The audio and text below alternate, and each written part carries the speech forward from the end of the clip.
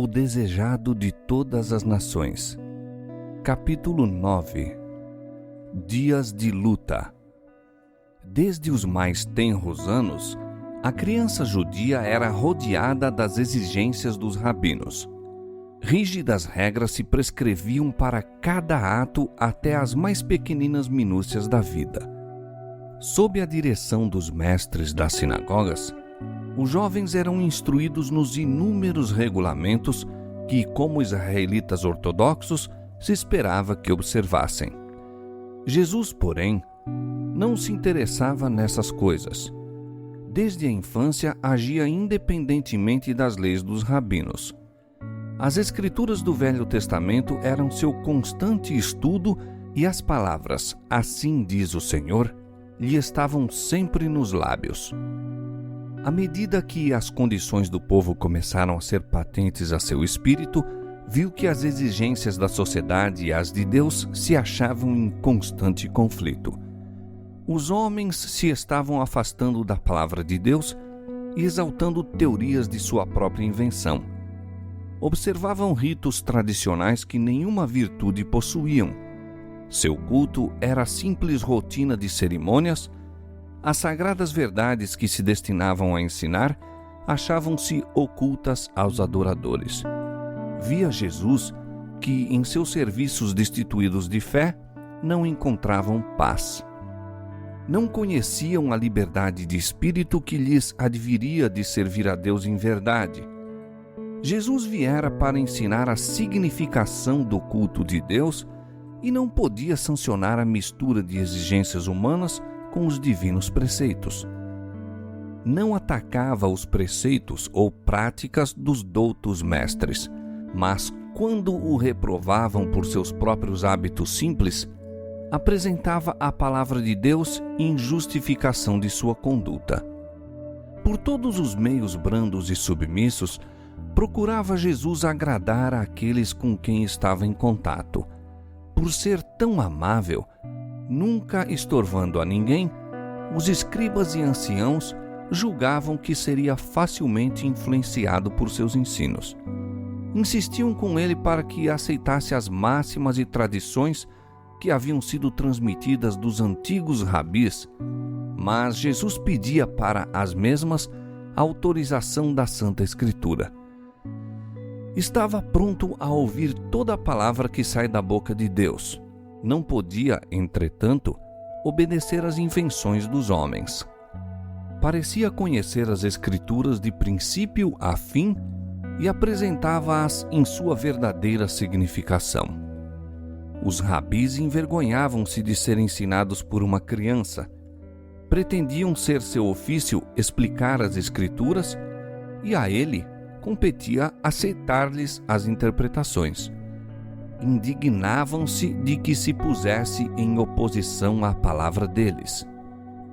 Sabiam os rabinos que nenhuma autoridade se podia encontrar nas Escrituras para suas tradições. Compreendiam que, em entendimento espiritual, Jesus se achava muito além deles. Zangavam-se, no entanto, porque não lhes obedecia aos ditames. Não podendo convencê-lo, buscaram José e Maria, expondo-lhes sua atitude de insubmissão. Assim sofreu ele repreensão e censura. Desde muito tenra idade, começara Jesus a agir por si na formação de seu caráter, e nem mesmo o respeito e amor aos pais o podiam desviar de obedecer à palavra de Deus. Está escrito, era sua razão para cada ato que destoasse dos costumes domésticos. A influência dos rabinos, porém, tornou-lhe amarga a vida. Mesmo na mocidade, teve que aprender a dura lição do silêncio e da paciência no sofrimento. Seus irmãos, como eram chamados os filhos de José, tomavam o lado dos rabinos. Insistiam em que a tradição deveria ser atendida como se fossem ordens divinas. Consideravam até os preceitos dos homens como mais altos que a palavra de Deus e ficavam sobremaneira aborrecidos com a clara penetração de Jesus em distinguir entre o falso e o verdadeiro. Sua estrita obediência à lei de Deus condenavam como obstinação. Ficavam surpreendidos do conhecimento e sabedoria que revelava em suas respostas aos rabis. Sabiam que não receberam instruções dos sábios e, no entanto, não podiam deixar de ver que era para eles um instrutor. Reconheciam que sua educação era de mais alta ordem que a deles próprios. Não discerniam, entretanto, que havia tido acesso à árvore da vida, fonte de saber para eles desconhecida. Cristo não tinha espírito de exclusivismo e escandalizara especialmente os fariseus por se afastar a esse respeito de seus rígidos regulamentos. Encontrara os domínios da religião cercados de alta muralha de exclusivismo como assunto demasiado santo para a vida diária. Esses muros de divisão, ele os derribou. Em seu trato com os homens, não indagava: qual é seu credo? A que igreja pertence? Exercia seu poder de beneficiar em favor todos os que necessitassem de auxílio. Em lugar de fechar-se numa cela de eremita a fim de mostrar seu caráter celestial, trabalhava fervorosamente pela humanidade. Incutia o princípio de não consistir a religião bíblica em mortificações corporais. Ensinava que a religião pura e incontaminada não se deve manifestar apenas em determinados tempos e ocasiões especiais. Em todos os tempos e lugares, demonstrava amorável interesse pelos homens, irradiando em torno a luz de uma animosa piedade. Tudo isso era uma censura aos fariseus. Mostrava que a religião não consiste em egoísmo e que sua mórbida dedicação ao interesse pessoal estava longe de ser verdadeira piedade. Isso despertara a inimizade deles para com Jesus, de modo a buscarem forçá-lo e conformar-se com seus regulamentos. Jesus trabalhava para aliviar todo o caso de sofrimento que via. Pouco dinheiro tinha para dar, mas privava-se muitas vezes de alimento a fim de minorar a necessidade dos que pareciam mais carecidos que ele. Seus irmãos sentiam que sua influência ia longe em anular a deles. Era dotado de tato que nenhum deles possuía nem desejava obter. Quando falavam asperamente aos pobres e degradados, Jesus procurava exatamente aqueles seres, dirigindo-lhes palavras de animação. Aos que estavam em necessidade, oferecia um copo de água fria e punha-lhes no regaço sua própria refeição. Aliviando-lhes os sofrimentos, as verdades que ensinava eram associadas a esses atos de misericórdia, sendo assim fixadas na memória. Tudo isso desgostava os irmãos. Sendo mais velhos que Jesus, achavam que ele devia estar sob sua direção. Acusavam-no de se julgar superior a eles e o reprovavam por se colocar acima dos mestres e dos sacerdotes e príncipes do povo. Muitas vezes o ameaçavam e procuravam intimidá-lo, mas ele seguia avante tomando por guia as Escrituras.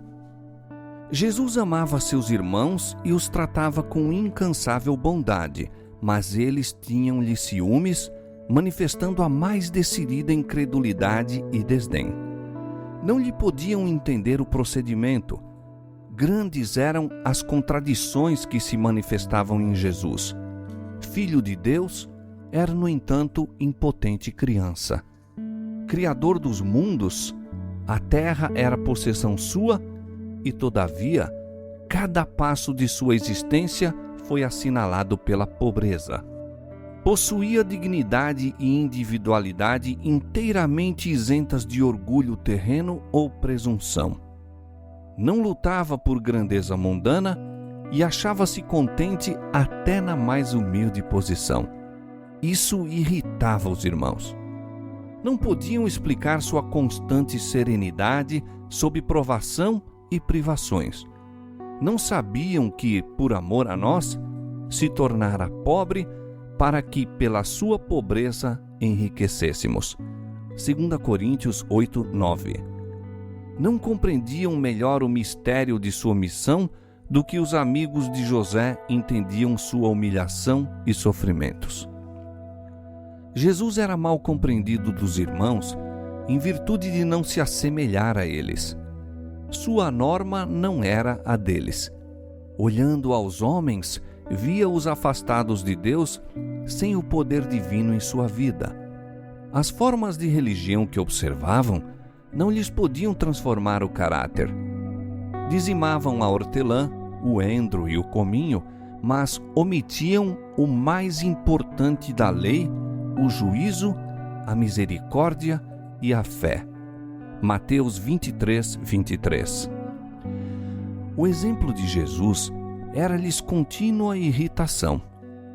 Não aborrecia a ele senão uma coisa no mundo, e isso era o pecado. Não podia testemunhar uma ação injusta sem uma dor que lhe não era possível disfarçar.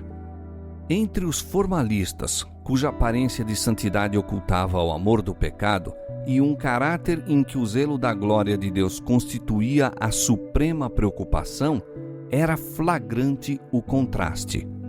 Como a vida de Jesus condenasse o mal, encontrava ele oposição tanto em casa como fora. Sua abnegação e integridade eram comentadas zombeteiramente. Sua paciência e bondade classificavam-nas como covardia. Da amargura que cabe em sorte à humanidade, não houve quinhão que Jesus não provasse. Não faltou quem procurasse lançar sobre ele desprezo por causa de seu nascimento, e mesmo na infância teve de enfrentar olhares desdenhosos e ruins murmurações. Houvesse respondido com uma palavra ou olhar impaciente, houvesse cedido aos irmãos em um único ato errado que fosse, e teria fracassado em ser exemplo perfeito. Tivesse admitido haver uma desculpa para o pecado, e Satanás triunfaria, ficando o mundo perdido. Foi por isso que o tentador trabalhou para tornar-lhe a vida o mais probante possível, a fim de que fosse levado a pecar. Para cada tentação, porém, tinha uma única resposta: está escrito. Raramente censurava qualquer mau procedimento dos irmãos, mas tinha uma palavra de Deus para lhes dirigir. Era frequentemente acusado de covardia por negar-se a unir-se-lhes em algum ato proibido. Sua resposta, no entanto, era: está escrito, o temor do Senhor é a sabedoria, e o apartar-se do mal é a inteligência. Jó 28, 28. Alguns haviam que o buscavam, sentindo-se em paz em sua presença. Muitos, no entanto, o evitavam, pois se sentiam reprovados por sua vida imaculada. Os jovens companheiros insistiam em que fizesse como eles. Jesus era inteligente e animoso. Gostavam de sua companhia e aceitavam-lhe as prontas sugestões. Mas impacientavam-se com seus escrúpulos e declaravam-no estrito e rígido. Jesus respondia: está escrito, como purificará o mancebo o seu caminho? Observando-o conforme a tua palavra. Escondi a tua palavra no meu coração, para eu não pecar contra ti. Salmo 119, verso 11. Perguntavam-lhe muitas vezes: por que te aplicas a ser tão singular, tão diferente de todos nós? Está escrito, dizia ele, bem-aventurados os que trilham caminhos retos e andam na lei do Senhor. Bem-aventurados os que guardam os seus testemunhos e o buscam de todo o coração, e não praticam iniquidade, mas andam em seus caminhos. Quando interrogado acerca do motivo por que não tomava parte nos frívolos passatempos dos jovens de Nazaré, dizia: está escrito: folgo mais com o caminho dos teus testemunhos do que com todas as riquezas. Em teus preceitos meditarei e olharei para os teus caminhos. Recriar-me-ei nos teus estatutos. Não me esquecerei da tua palavra. Salmo 119, versos 14 a 16. Jesus não contendia por seus direitos. Muitas vezes, por ser voluntário e não se queixar, seu trabalho era tornado desnecessariamente penoso. No entanto, não fracassava nem ficava desanimado.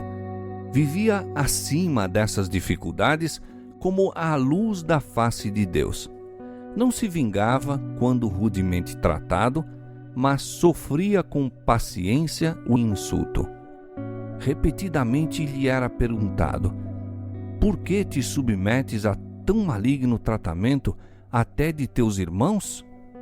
Está escrito, dizia: filho meu, não te esqueças da minha lei e o teu coração guarde os meus mandamentos, porque eles aumentarão os teus dias e te acrescentarão anos de vida e paz. Não te desamparem a benignidade e a fidelidade. Ata-as ao teu pescoço, escreve-as na tábua do teu coração, e acharás graça e bom entendimento aos olhos de Deus e dos homens. Provérbios capítulo 3, versos 1 a 4. Desde a ocasião em que os pais de Jesus o acharam no templo, seu modo de agir foi para eles mistério. Ele não entrava em discussão, todavia o exemplo que dava era uma lição constante. Parecia como pessoa separada. Sua felicidade encontrava-se nas horas em que estava a sós com Deus e a natureza. Sempre que lhe era concedido esse privilégio, afastava-se do cenário de seus labores e ia para o campo a meditar nos verdes vales, a entreter comunhão com Deus na encosta da montanha ou entre as árvores da floresta. O alvorecer frequentemente o encontrava em qualquer lugar retirado, meditando, examinando as Escrituras ou em oração. Dessas horas quietas, voltava para casa a fim de retomar seus deveres e dar exemplos de paciente labor. A vida de Cristo foi assinalada pelo respeito e o amor à sua mãe. Maria acreditava em seu coração que a santa criança dela nascida era o tão longamente prometido Messias. Não ousava, entretanto, exprimir essa fé. Foi através de sua existência terrestre uma partilhadora dos sofrimentos do Filho. Com dor testemunhava as provações que lhe sobrevinham na infância e juventude. Por justificar o que sabia ser direito em seu procedimento, via-se ela própria em posições probantes. Considerava as relações domésticas e a terna solicitude da mãe em torno dos filhos de vital importância na formação do caráter. Os filhos e filhas de José sabiam isto e, prevalecendo-se de sua ansiedade, procuravam corrigir as atitudes de Jesus segundo norma deles. Maria argumentava muitas vezes com Jesus e insistia em que se conformasse com os usos dos rabis. Ele, porém, não podia ser persuadido a mudar seus hábitos de contemplar as obras de Deus e buscar aliviar os sofrimentos dos homens ou mesmo dos mudos animais. Quando os sacerdotes e mestres solicitavam o auxílio de Maria em dirigir Jesus, ficava grandemente perturbada. O coração tranquilizava-se-lhe, porém, quando ele lhe apresentava as declarações das Escrituras em apoio de seu proceder. Por vezes, ela vacilava entre Jesus e seus irmãos, que não criam ser ele o enviado de Deus. No entanto, abundantes eram as provas de ser divino o seu caráter. Ela o via sacrificar-se pelo bem dos outros. Sua presença criava em casa uma atmosfera mais pura e sua vida era como um fermento operando entre os elementos da sociedade. Inocente e incontaminado, andava ele entre os irrefletidos, os rudes, os descorteses, entre os injustos publicanos, os negligentes pródigos, os iníquos samaritanos, os soldados pagãos, os rústicos camponeses e a multidão mista. Dirigia aqui e ali uma palavra de simpatia ao ver criaturas fatigadas, vergadas ao peso de duras cargas. Partilhava de seus fardos e revelava-lhes as lições que aprendera da natureza acerca do amor, da benevolência e bondade de Deus. Ensinava a todos a se considerarem dotados de preciosos talentos, os quais, se devidamente empregados, lhes adquiririam riquezas eternas. Extirpava da vida toda a vaidade, ensinando também pelo próprio exemplo que cada momento de tempo se acha carregado de resultados eternos, que deve ser apreciado como um tesouro e empregado para fins santos. Não considerava ninguém indigno, mas buscava aplicar a toda a alma o remédio salvador. Em qualquer companhia que se encontrasse, apresentava uma lição adequada ao tempo e às circunstâncias. Buscava inspirar a esperança nos mais ásperos e menos prometedores, dando-lhes a certeza de que se podiam tornar irrepreensíveis e inocentes, adquirindo caráter que demonstraria serem eles filhos de Deus. Encontrava frequentemente pessoas que haviam flutuado à mercê de Satanás e não possuíam forças para romper-lhe as malhas. A essas almas, desanimadas, enfermas, tentadas e caídas, Jesus costumava dirigir palavras da mais terna compaixão, palavras cuja necessidade era sentida e que podiam ser apreciadas.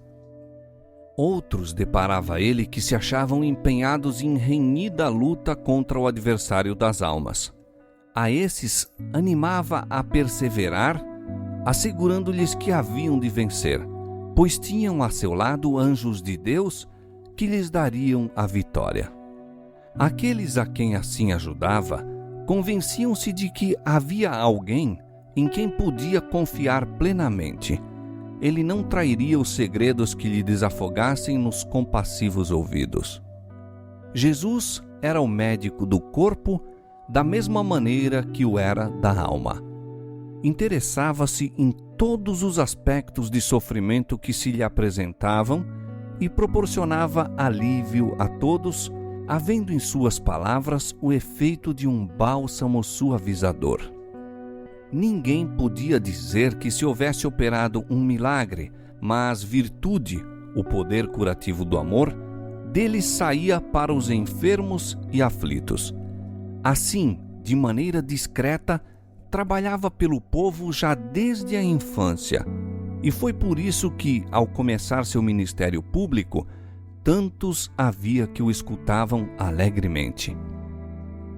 Todavia, Jesus atravessou sozinho a infância, a mocidade e os anos varonis. Em sua pureza e fidelidade, pisou sozinho o lagar e do povo ninguém havia com ele. Carregou o tremendo peso da responsabilidade pela salvação dos homens. Sabia que, a menos que houvesse decidida mudança nos princípios e desígnios da raça humana, todos estariam perdidos. Isto era o peso de sua alma e ninguém podia aliviar a carga que sobre ele repousava. Cheio de ardente propósito, realizou o objetivo de sua vida, a fim de servir de luz aos homens.